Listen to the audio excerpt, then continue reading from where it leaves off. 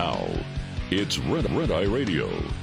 Gary McNamara and Eric Harley talk about everything from politics to social issues and news of the day. Whether you're up late or you're just starting your day, welcome to the show. From the Uniden America Studios, this is Red Eye Radio. All across America, he is Red Eye Radio. He is Red Eye Radio. We are Red Eye Radio. I am Red he Eye is Eric. Radio. He is Eric Harley, and I'm Gary McNamara. One day I want to grow up to be Red Eye Radio. He? What about me? It's all about me. We've been talking about the billionaires. Yeah. Those evil billionaires. Yeah. And Trump's announcement yesterday about the huge AI investment.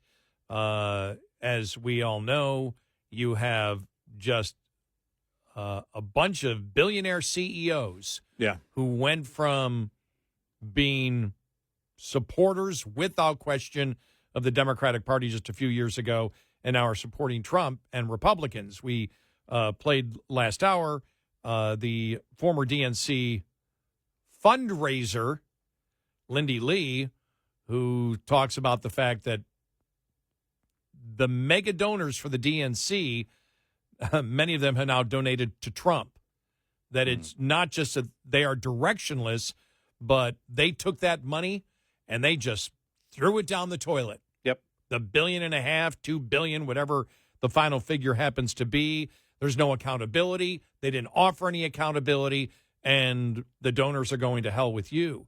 We'll see how that affects 2026 and 2028 and whether that stays or not. But the one thing I noticed is when Trump started talking, when Elon Musk came aboard, Ramaswamy, well, no longer aboard for Doge, but when Zuckerberg said, okay, I'll talk to this guy.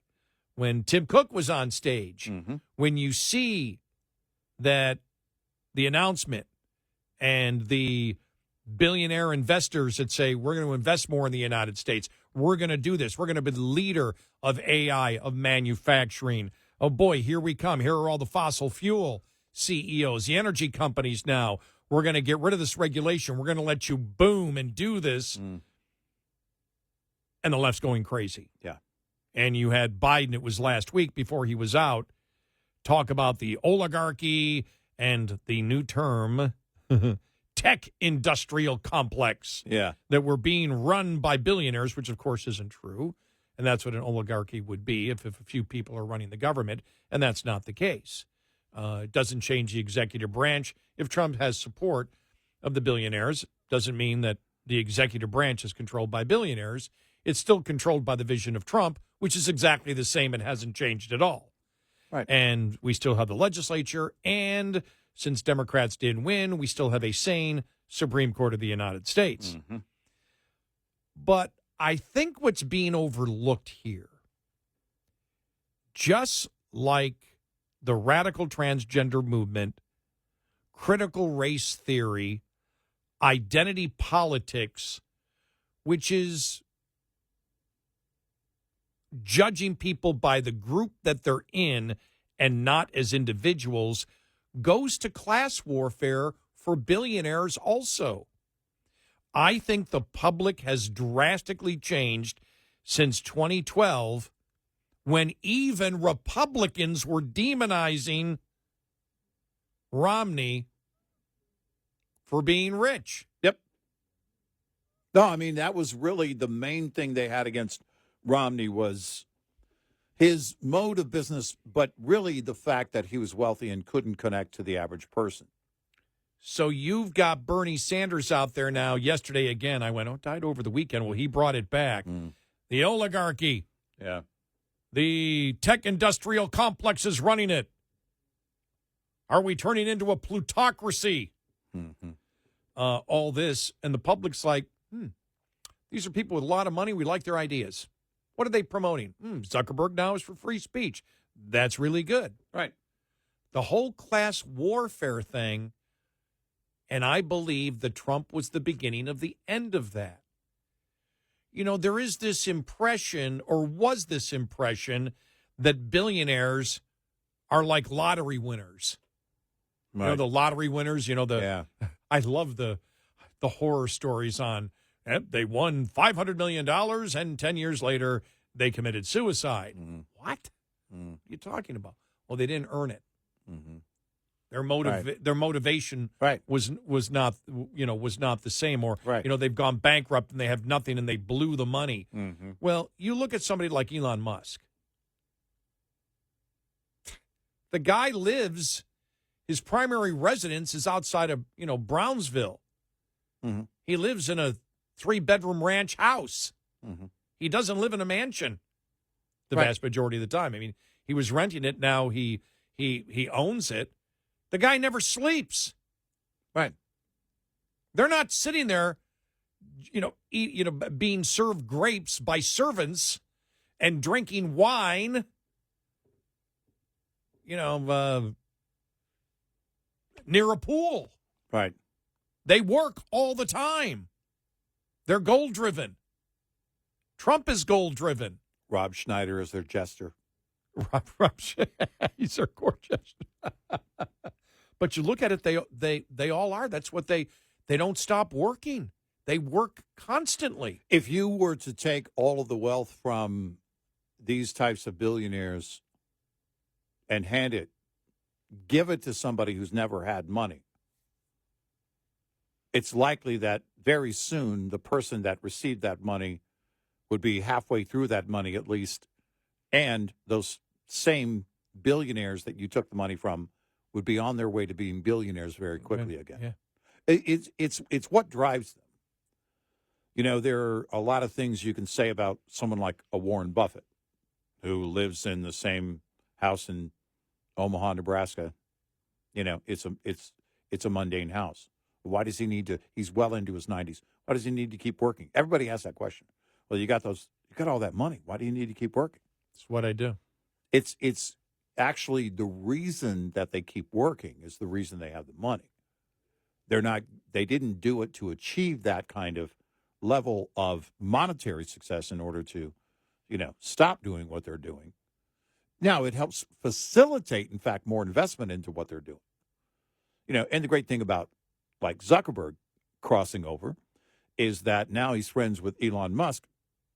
And since Zuckerberg is an alien, he can help Elon Musk land on Mars sooner. He's got a wormhole he knows about. So I don't know. I don't know. He was looking at Lauren Sanchez the other day. That wasn't an alien look. That was a look of a human male. The next morning, it's like, sorry, Amazon has delayed your delivery, Mr. Zuckerberg, for 2 years. Sorry. But Bernie Sanders, you think about it, after Occupy Wall Street, you and I examined that very closely, and we went at the end of it. What came out of it? And what came out of it was we should have free college because billionaires have destroyed our life. Right. And we'll never be able to achieve. And because of that, we should get. Yeah. They're responsible for us never being able to achieve. That's the big lie. And Bernie Sanders, I think, he is going. I think his worry. He was happy for a while because he believed I'm winning. In order to win the socialism argument, you have to win the class warfare argument. Yes. And America, I believe, is going in a different direction. And I think it was probably initiated where people said, I don't care if Trump's a billionaire. What is his plan? What is he going to do? What is his motivation? What does he tell me? When you think of, I saw Pete Ducey say yesterday, he said Biden would do a press conference and all his staff just wanted to do is get you out of there. And I'm paraphrasing. He goes, Trump, it seems like he talk all night. He wants you to know what he's going to do. Right. You may disagree with him. He doesn't care. He just wants you to know what his plans are. He wants to promote what he believes. People sense that and say, you're not hiding. He's trying to tell us what he wishes to do. maybe I should listen. Biden would literally turn his back on the media and everybody else, and Trump is going to stay in the room. It's like 12:30 at night, and the media is going, Mr. Trump, we got to go home. We have families. And he's going, no, I want to talk some more. But they're all goal driven to accomplish things in the private sector. Yeah. In order to create wealth for everyone. And the whole class warfare thing was trying to promote the fact that, okay, they just want to live in their rich homes and be on their yachts. And you're seeing all these billionaires, you're like, well, that's not what they're doing. Right. It's not what they're doing. They don't stop. But so that's, you look at it and you've got these billionaires, Elon Musk, whatever, and others that have looked at it, the actor Michael Rappaport. You could probably look at, Barry Weiss, Michael Schellenberger, Matt Taibbi, others that, came and said, the Democrats, they're not telling you the truth. The same thing here with tech billionaire Mark Pincus. Built a big mobile gaming app and everything else. It was Zynga, I think it was, and involved in a bunch of other different things also, and plans to give the majority of his wealth away when he's dead. Right. Majority's going to go away. Mm-hmm. Listen to his story of what changed him. He, back in 2016, co-hosted a fundraiser for Kamala Harris. Yeah. Then endorsed Biden in 2020.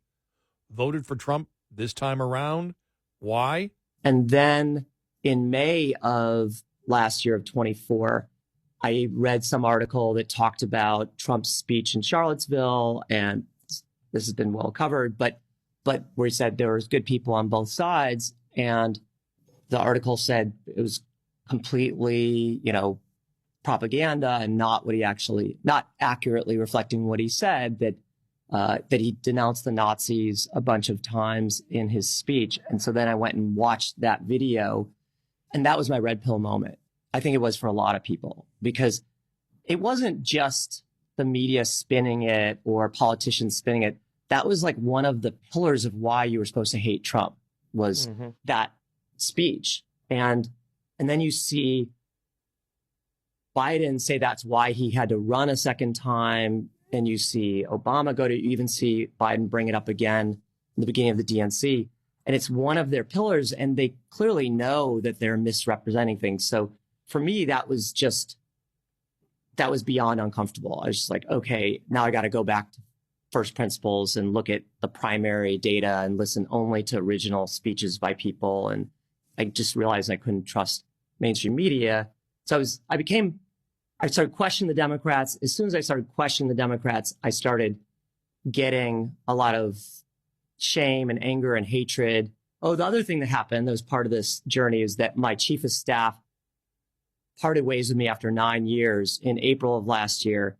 And he was the main person protecting me from myself on Twitter. And he was the one who would say, stay in your lane. Nobody wants to hear what you think about politics or San Francisco or anything other than, your area of products and investing.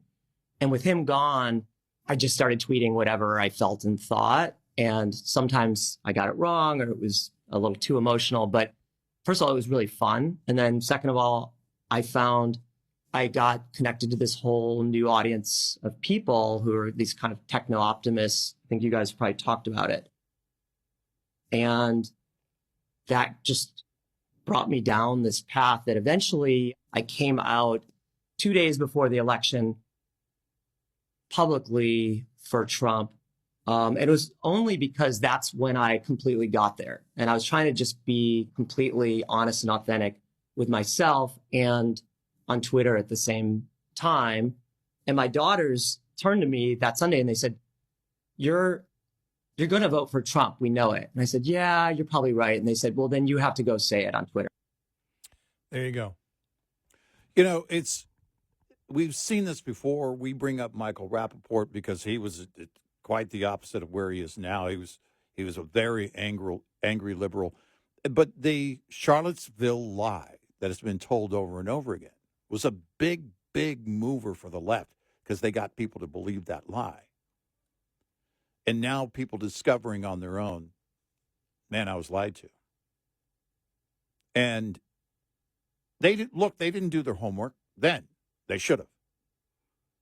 But now breaking out of that bubble, whatever bubble they were in, Hollywood bubble or whatever liberal bubble they were in, and breaking out of that. And by the way, you said, spring of 24, looking back. Well, that's kind of when Michael Rappaport was going through that. Yeah, you're right. And we were playing, we talked about that, and he was on social media very active about that. Many people, we call it the awakening. It's not being woke. It's quite the opposite. And so those people feel burned, as he said, as Pink has said. I started getting a lot of shame and anger and hatred. Exactly. You're furious when you realize I've been buying into lies for years from the media about Trump.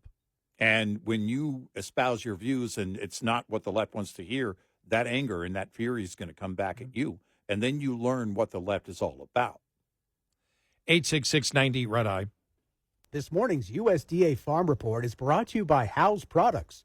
Tested, trusted, guaranteed since 1920. What might Deep South agriculture be concerned about from this week's unique winter storm system, bringing several inches of snow and a trail of deep cold to many parts of the region? USDA meteorologist Brad Rippey says while overwintering crops should benefit from snow cover as insulation from freezing temperatures above ground and above the snow line. We do have some concerns for some of the Deep South crops, including citrus in Deep South Texas. And then as you move eastward, we'll be watching Louisiana sugarcane. While sugarcane is between seasons in the Pelican State, new shoots sticking up from the ground could be affected by below freezing temperatures. Moving farther east, the winter storm could raise concerns about Florida citrus and strawberry crops in the northern tier of the Sunshine State. The rest of Florida's peninsula should stay above freezing, and that would include the remainder of the citrus belt and also moving into the southern winter vegetable areas. Rod Bain reporting for the U.S. Department of Agriculture in Washington, D.C. This report brought to you by Cenex Fuels and Lubes. Get in touch with Red Eye Radio, toll free at 866-90 Red Eye.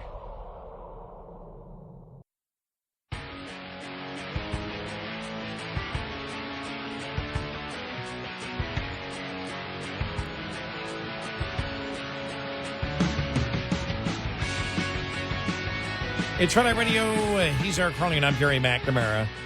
Coming up following the bottom of the hour, another lifelong Democrat who has left based on the arguments that Democrats were using last week against the GOP-led Protection of Women and Girls in Sports Act.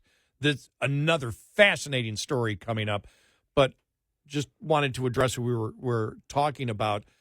When you look at class warfare, it's still identity politics. Yeah. We sort of view identity politics more in the racial or sexual identity, arena, but also it is class warfare, which is the fact of Bernie Sanders, after the Wall Street. Occupy Wall Street. Occupy Wall Street. Thank you so much. Mm-hmm. After Occupy Wall Street, that billionaires are evil because they're billionaires. Yeah. And you can't make it in life because billionaires exist. Right. And I think part of the problem that he's going to be screaming now is because he sees now he's losing that.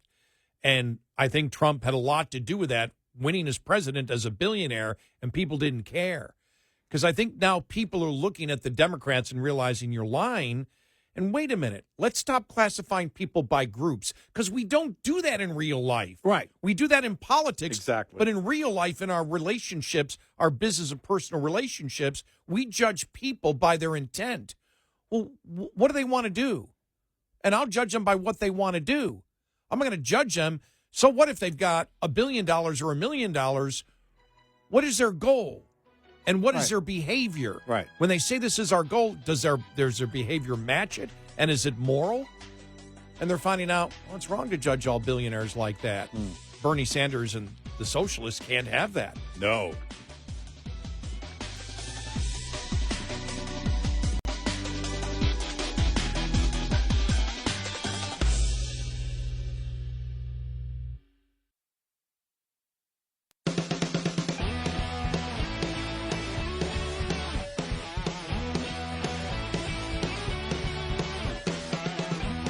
You're listening to Red Eye Radio. from the Uniden America Studios.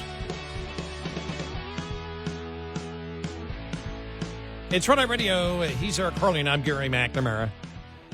I want to make it clear that when I put my hand up like this, remember there's a finger up in the air. All right, so it technically is not a Nazi salute. It's Nazi-like. Because what we're finding out under the Hitler too, which is like Me Too, it doesn't matter what the context is. If you raise your hand. If you raise your hand, you're Hitler. Yeah. Haven't helped you if you got to go to the bathroom. Yeah. Or raise your hand in class. Right. You're Hitler. You're Hitler. Yeah. Stop being Hitler. Anyone have the answer? Yeah. Adolf, you have the answer? You apparently. What's the answer, Adolf? I'm sorry. It's just, it's so stupid. And they still think they're legit. They're legit in what they're doing. Well, Frank Luntz is going to be screwed here because it's like, how many people support the Democrats? Whoa! Oh, all the Hitler people, huh? Yeah, okay, then. All right, all the Hitler people. Now we know. Now. All right, of all you Democrats, who believe that Trump is Hitler? Oh, all you Hitler supporters. Yeah, exactly. Good God. Right. Oh, my gosh. I still think the best, let me find it one more time here, was Greg Gutfeld. Yeah. Once again, the media smears someone over an easily debunked Nazi comparison, yet none of them bothered to note their preferred party support for surgical experimentation on children, a direct echo of the medical experiments performed on children during the Third Reich. Yeah. And then Cheryl Atkinson, if you believe that someone is secretly Hitler and you discovered this because he did a Hitler gesture in front of millions of people while secretly being Hitler in some sort of secret code that only certain people are supposed to understand, but you cleverly recognized it as a Hitler-esque gesture, then you might be nuts. Exactly. Yeah. And speaking of insane, happened to come upon this article last night. Okay. Democratic voters abandon party after AOC and Jeffries say anti-trans athlete bill empowers child sexual predators. Longtime Democratic progressives have created a grievance Olympics, and it doesn't work. And then the article goes on to say, Democrat lawmakers in D.C. pushed back against GOP-led protection of Women and Girls in Sports Act last week with unsubstantiated arguments that the law would enable sexual predators to give genital examinations to young girls. Now, the argument was not rooted in any language within the bill, as Republicans insisted that no genital inspection would ever be necessary and that proof of a birth gender simply could be determined with a birth certificate. Oh. Still, many prominent Democrats, including House Minority Leader Hakeem Jeffries and AOC, used the sexual predator argument in statements during testimony on the House of Representatives floor. The tactic has alienated some of the party's loyal voters who have unregistered as Democrats in response. Prominent Rutgers law professor Gary Francione has been a lifelong Democrat dating back to the 1970s. In November's general elections, he voted for Harris and Representative Chrissy Holohan of Pennsylvania, who was one of the 206 Democrats to vote against the bill last Tuesday. But the professor, who is an advocate for LGBTQ rights, abortion rights, and even a vegan and animal rights supporter said he was so offended by the Democratic representatives who tried to tie the bill to empowering child predators that he unregistered as a Democrat after last Tuesday's hearings. That just made me very upset because it screamed out a lack of integrity and a lack of honesty, he told Fox News Digital in an exclusive interview.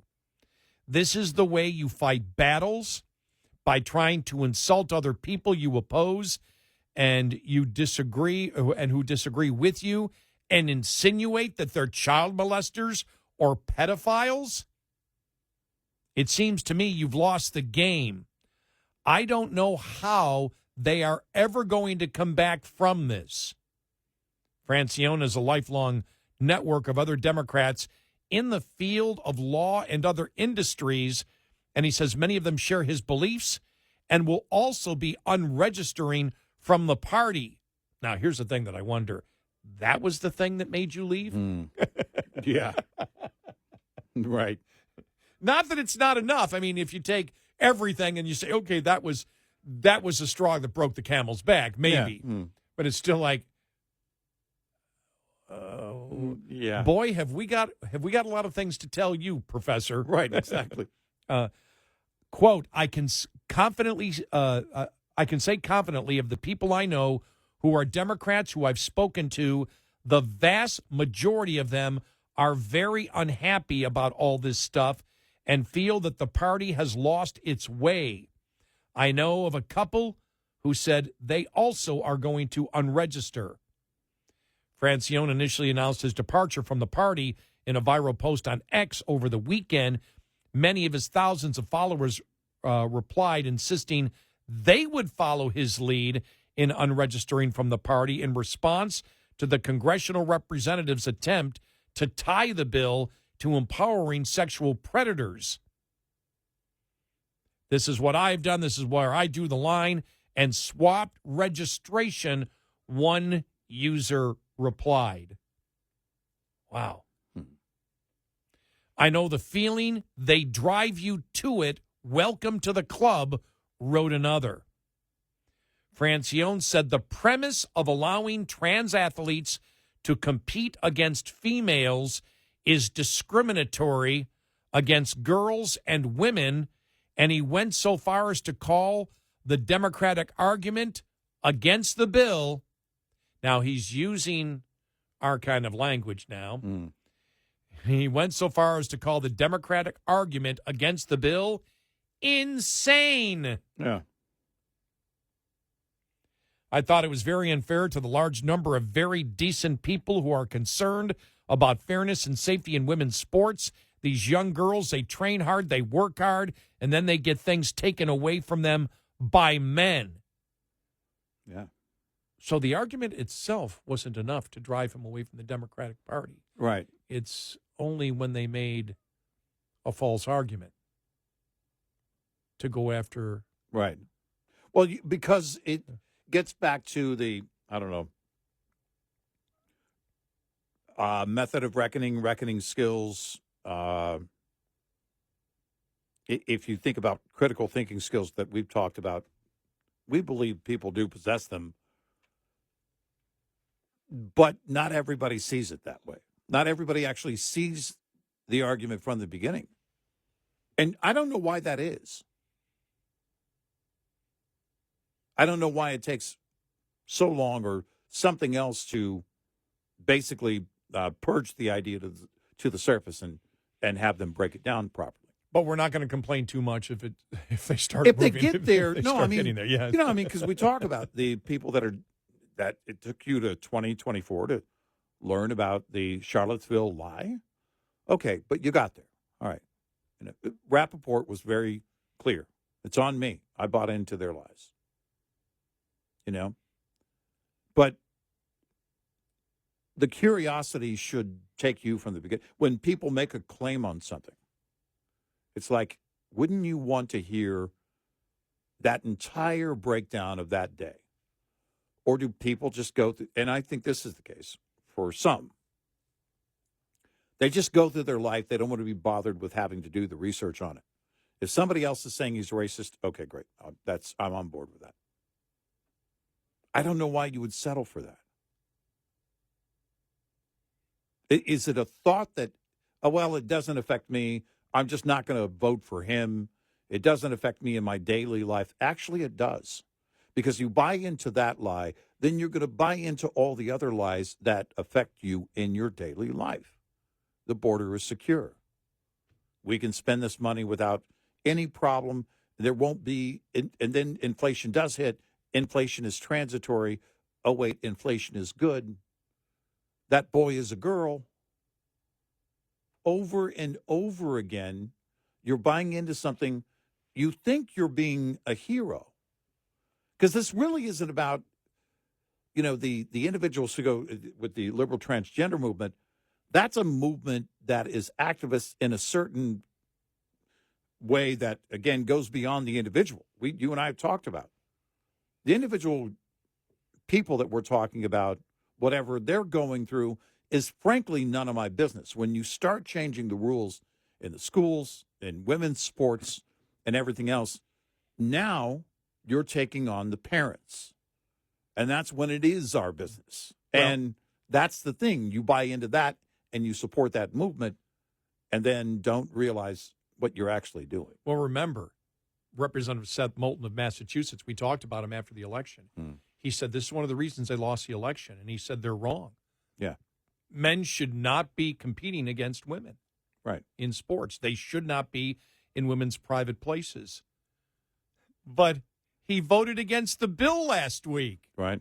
Because he did not want children to be subjected to invasive violations of personal privacy that this bill allows. He goes along with AOC. Right.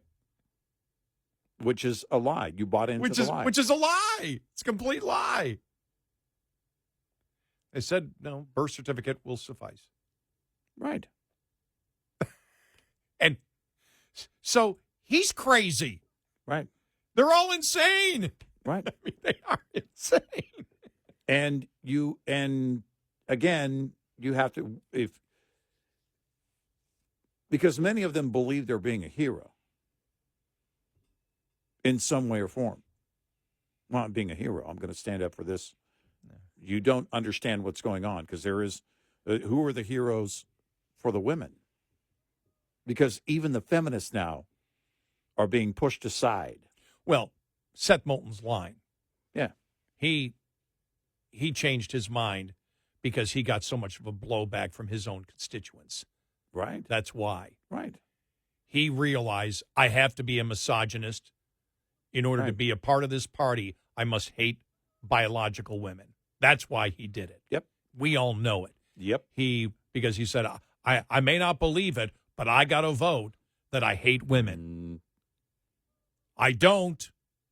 I think my party's wrong, but I have to vote this way because I won't get reelected if I don't tell everybody that I hate women too. This is where they are. And they believe that's the greater moral standard, and I don't. Yeah. It's, again, I don't know how they get there, but that's how their mind works. 866-90 Red Eye. We'll be right back with more Red Eye Radio with Eric Harley and Gary McNamara.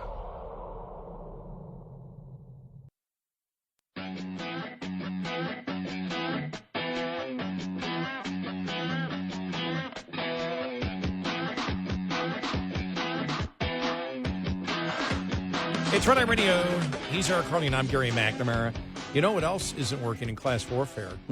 I saw the other day the back and forth between the Treasury Secretary nominee, and I forgot who I can't remember who the representative was or who the senator was on the minimum wage. You're going to raise the minimum wage? He goes, Right. no, that's a state issue. Right. They get to do that. I'm like, and there was no big blow up over it at all because you really can't sit there and say, well, we need to raise because the national minimum wage is $7.25 an hour. Yeah. You say we're going to raise it to $10 means nothing. Means nothing. It's the vast majority of majority of people are making over 10. Oh, yeah. Teenagers working part-time, they're making over $10 an hour. When I was, last time I was back in New York, fast food place, a taco place, Right. You know, beginning wage, $18 an hour. Right. It's like, Yeah, I saw a sign the other day, something like that. I think it was $16, $17 an hour. Here? It was fast food, yeah. oh, okay. Yeah. Yeah. So it's like, it doesn't, minimum wage doesn't, they can't use that anymore. Right. And when the class warfare goes away, when billionaires, and when they start thinking things like freedom of the press, no censorship, Yeah. that we need to make this country the base of business. Nobody cares if they're billionaires. It's like, Right. is what you're saying to me, does it make sense? Is it about growth? Is it about freedom? And is it about America? Right. Is it about the Gulf Yes. of America? The Gulf of Texas. The Gulf of Buc-ee's.